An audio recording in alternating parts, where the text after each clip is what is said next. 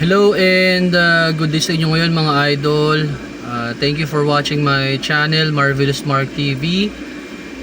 Today po pala ay update ko lang kayo at kwentuhan ko kayo kung anong nangyari po sa amin itong araw ng April 26, 2026. Oh no. 2026. April 26, 2026. Ang may significance, no? 2026.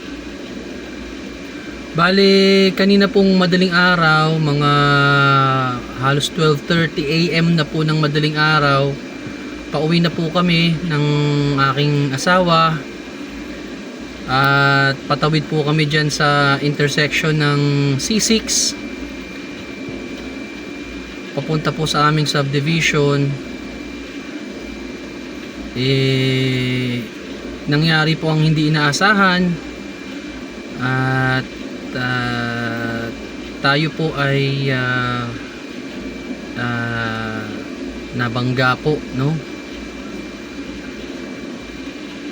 So ang nangyari po ay ikukwento ko. Kapag tumatawid po ako dyan sa intersection na yan, lagi po akong tumitingin sa left and right para makita ko kung may parating na sasakyan. Lalo na po kung galing ako dyan sa subdivision namin, palabas, or kung galing naman ng San Miguel or yung Sigal na kalsada na yan, patawid ng aming subdivision, lagi po akong titingin sa left and right para kung may parating na sasakyan, para magpigil po ako or mag-stop or malaman kung pwede po ako makatawid. So okay naman po, walang sasakyan mula dun sa side ng ng galing Taytay papunta ng Pabikutan. Nung nakatawid na po ako from Bikutan naman to Taytay, may nakita po ako na motor na parating. So ang tansya ko po, makakatawid ako hanggang sa kabilang side, hanggang doon sa papasok na sa entrance ng aming subdivision, kasi parang mga 2 or 3 na poste pa po yung layo niya eh. Yung asawa ko po na kaidlip na, tapos bigla na lang na may sumabog na boom! Ang lakas po ng pagsabog, tapos talsika na po yung mga salamin. Yung asawa ko po bigla nang nagising. Tapos po nag-stop na po ako ng sasakyan, lumabas po ako, lumabas na rin yung asawa ko. Nagulat po kasi siya kung ano nangyari. Pagsilip ko po, ayan, UP na yung gilid nung sasakyan, basag na po yung salamin. Tapos po yung motor, nakabagsak na rin po yung motor, yung driver po at saka yung kanyang angkas. Parang tinatry pong tumayo.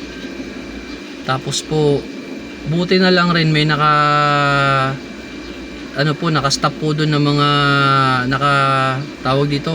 naka-duty na enforcer. Tumawag po sila ng ambulance. Siguro 3 ambulance po yung nagdatingan eh. Hindi naman po nagpadala sa ospital yung driver ng motor. Tapos dumating na rin po yung tow truck na tow truck na po yung tinow na po yung motor kasi sa lakas po ng impact. Yung telescopic po niya pumasok na, parang ito po, diba yung sa harapan yung kumakapit sa gulong, pumasok na pong pagano, tapos nakatagilid. Tapos una po kasi syempre bagsak po yun, nakabagsak po yung motor, no. Nalaman ko lang po yun, nakita ko na po yun nung nandun na kami sa police station, yung ganung itsura po ng telescopic, tapos yung butterfly po yung kumakapit sa manibela ng motor, tsaka nung telescopic na yun nabali na. Tapos yung kwento nga nung enforcer, humagis daw yung yung angkas. So yun lang po. Nagpapasalamat din po ako na wala pong nawala ng buhay. Yun po ang pinakamasakit, mawalan tayo ng mahal sa buhay. Ang inaalala po namin, paano kung ang angkas namin yung mga anak namin, kasi dito sa likod yung part na yan, yung tinamaan na yan ng ayan, basag po, di ba? Tinakpan ko na lang po yan ng plastic cover po. Basag po yung pati yung yung sun or rain visor. Kasi makikita nyo po yung part na to, ayan, angat na po yan, ayan yung part na yan. Tapos nakalapat yan pati po yung driver seat dito, hindi na rin masyado masara ng maayos, tumatama na po sa pinto nung kabilang side na pinto. So yun po, may mga ire-repair sa sasakyan. Ang po kasi importante yung buhay po, no. So ang lang po natin na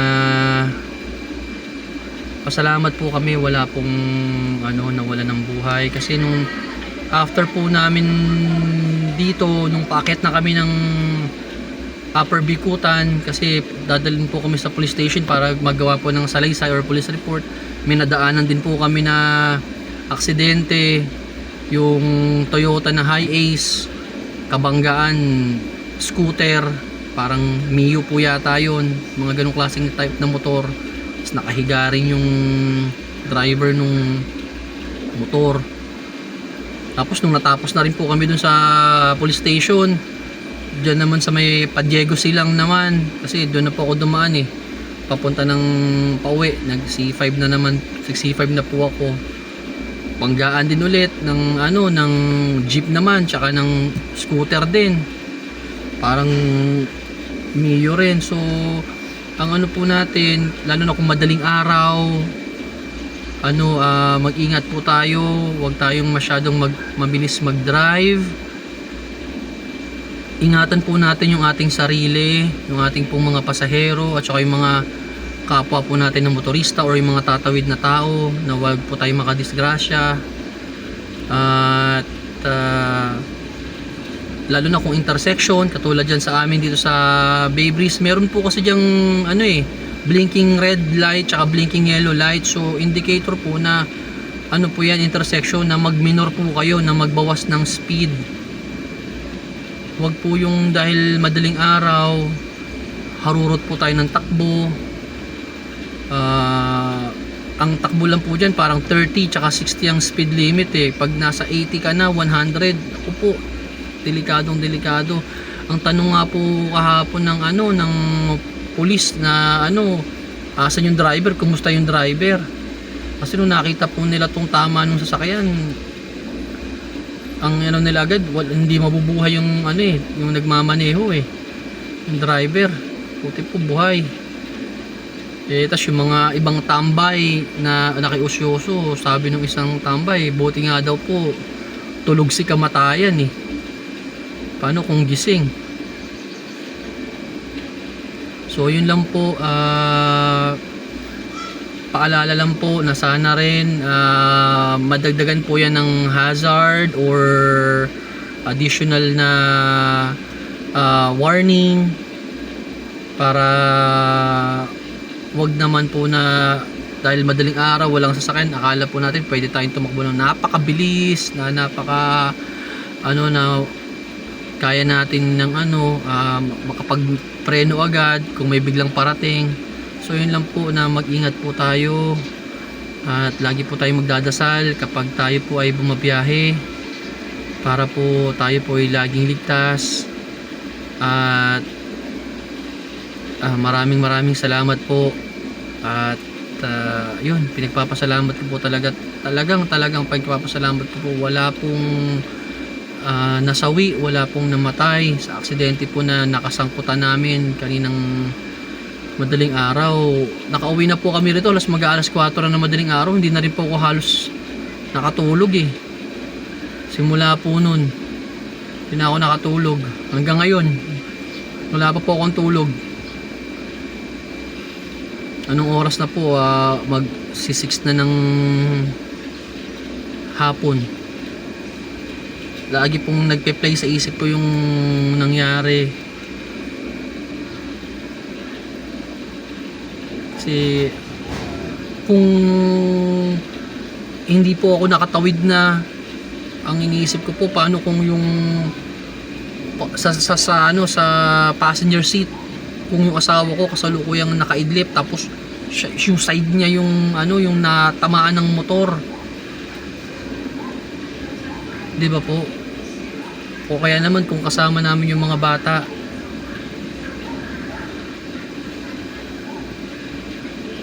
Ibang po sila naman po yung posibleng maaksidente, masaktan.